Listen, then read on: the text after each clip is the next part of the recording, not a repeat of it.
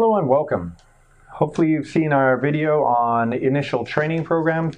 If you didn't see that already, I'll leave a link up above somewhere here. So click on that and take a look at that. There's a lot of helpful information in there as far as creating a training program and how to create a training schedule, the kind of key points in doing so. So please do check that out. Subscribe if you haven't already. Hit that like button if you find this video helpful. Leave a comment if you have any questions or if you have any issues that you're having, success stories. I'd love to hear about those, so please let me know down in the comments below. So today we're going to be talking about follow-up training. I think follow-up training is just as important as the initial training. Initial training is just giving you the basics, the ABCs, where the follow-up is really telling you how to spell out Mississippi. It's giving you the additional tools that you need to be better at your job. So I think it is very important to do regular trainings to ensure that your staff is continuing to stay on that sharp edge and making sure that they are providing the best service possible.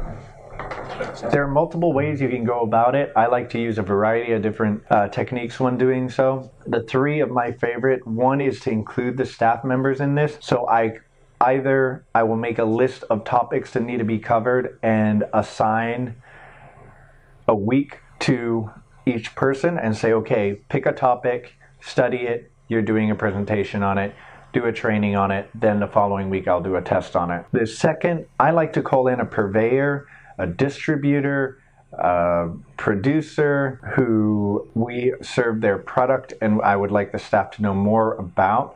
I find this can be very engaging with the staff and it can be a whole lot of fun and can give them much more in-depth knowledge and give them the excitement about a product which I might not be able to provide if I am giving the training. Now the last way that I usually do follow-up trainings, it will be in lineup. So I will assign, let's say a 5 minutes time in lineup for review.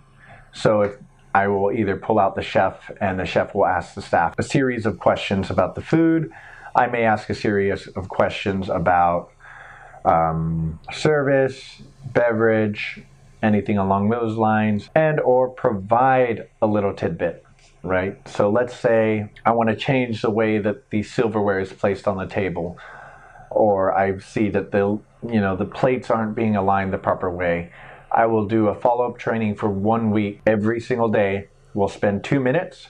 We'll review, and I try to make it hands-on as possible. So first I'll demonstrate and then maybe run a scenario. For example, if it's clearing and dropping dishes on a table, you can have a table set up ready to go with different scenarios and select teams and ask them to perform it, where you will then kind of turn to the staff and ask them to critique it.